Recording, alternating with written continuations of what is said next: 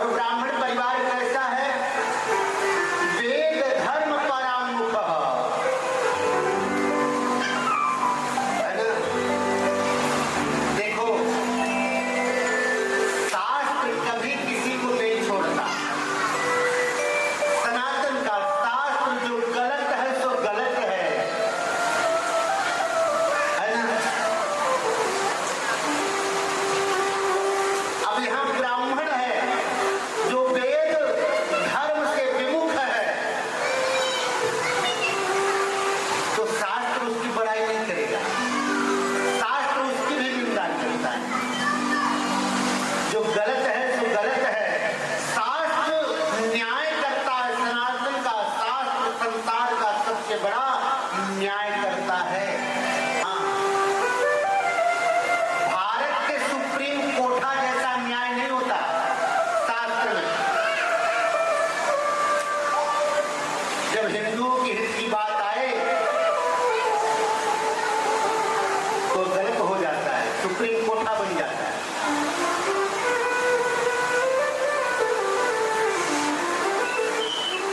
यहाँ तो एक तराजू में तौल करके भैया आप गलत हो तो गलत हो, आप आचरण विहीन हो जाओगे, इसका मतलब आप ब्राह्मण हो तो आप पूजे जाओगे, ऐसा नहीं है। हाँ, वह ब्राह्मण देवता वहां पर अधर्म के रूप में रहते हैं और उस ब्राह्मण का नाम है देवराज। देवराज करता क्या है? देवराज लूट मार करता है। जो देवराज नाम का ब्राह्मण है, चोरी करता है, लूटपाट करता है, ब्राह्मणों को, क्षत्रियों को, वैश्यों को, शूद्रों को। हम यहाँ बताते चले, कुछ मूर्ख लोग शूद्र शब्द को ना बड़ा छोटा समझ बैठते हैं, जबकि संसार का सबसे प्यारा शब्द अगर कोई है तो शूद्र शब्द है।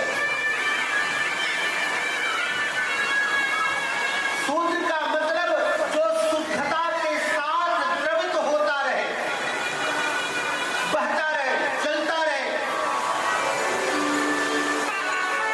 जो समभाव से समस्त संसार का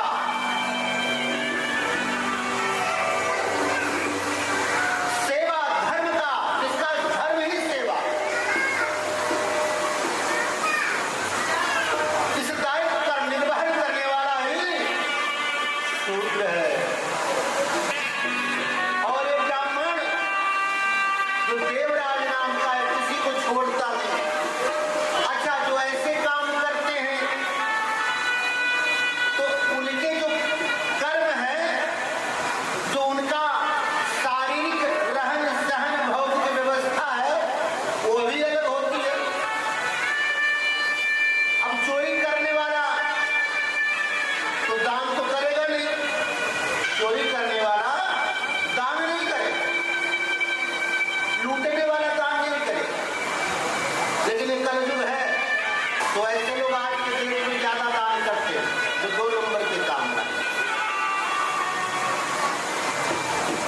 1 नंबर वाले को तो खाने कमाने से ही फुर्सत नहीं।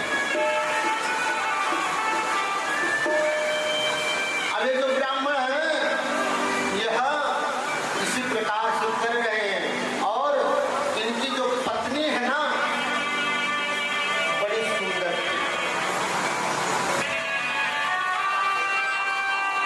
लेकिन यह अपने पत्नी के अलावा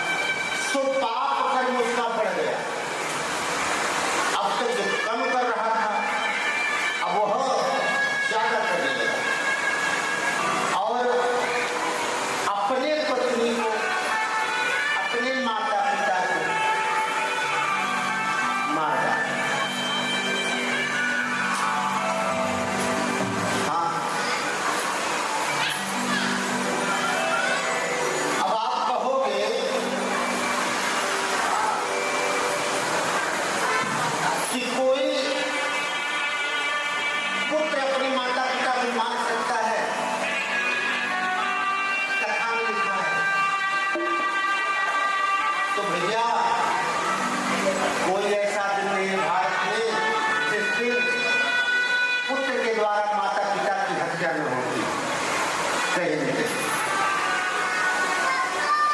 वो भी धन के लोग होंगे। परसों तो एक खबर ऐसी थी कि एक पत्नी दोनों थे उत्तर प्रदेश की सत्य घटना पे 3-4 दिन पहले घटी। पति पत्नी आपस में लड़ते थे, झगड़ते थे, रोज उनकी लड़ाई झगड़ा होती थी। लेकिन अभी परसों चौथे रोज उनकी झगड़ा बहुत ज्यादा हो गई। पत्नी ने पति को खूब मारा और मारते मारते घर के अंदर से घर के बाहर ले गए और उसको उठा करके पटक दिया। पटक करके छाती पर बैठ गई और ईंट से पूरा सर कुचल दी। वह मर गया। इसके बाद भी उसको संतुष्टि नहीं हुई। उसके सर में जो लोथड़े थे वो सब खींच करके बाहर निकाले, हाथों से खींच कर। ये वीडियो वायरल हो गई और मार करके चुपचाप बैठी है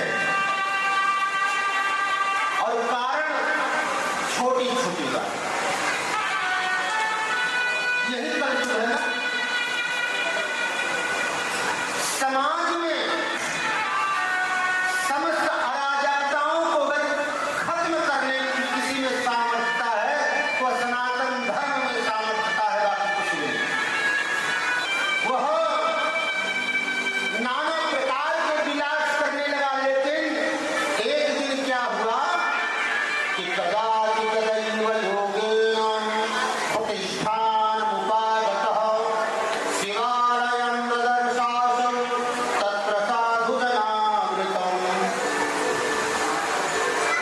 एक दिन वह भ्रमण करते हुए ना दैव योग से भाग्यवश वह प्रतिष्ठानपुर झूसी प्रयागराज वहां पहुंचता है, जिसका नाम पहले इलाहाबाद था, जहां कुंभ लगता है। वो वहां पहुंच जाता है।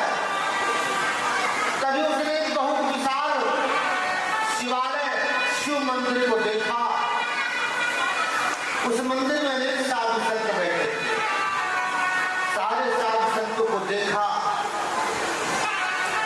और वह भी वहां बैठ जाता है। साधु संतों के समाज में वह दुष्ट ब्राह्मण पहुंच जाता है। वहां पर शिव महापुराण की कथा हो गई। वह कथा श्रवण किया। उस मध्य में वह बीमार पड़ा और जब बीमार पड़ा तो कुछ समय बाद वह मर जाता है। यमराज के दूत आते हैं और यमराज के दूत आकर के उसको पकड़ लेते हैं और पकड़ करके ले जाते हैं और नरक में रख देते हैं।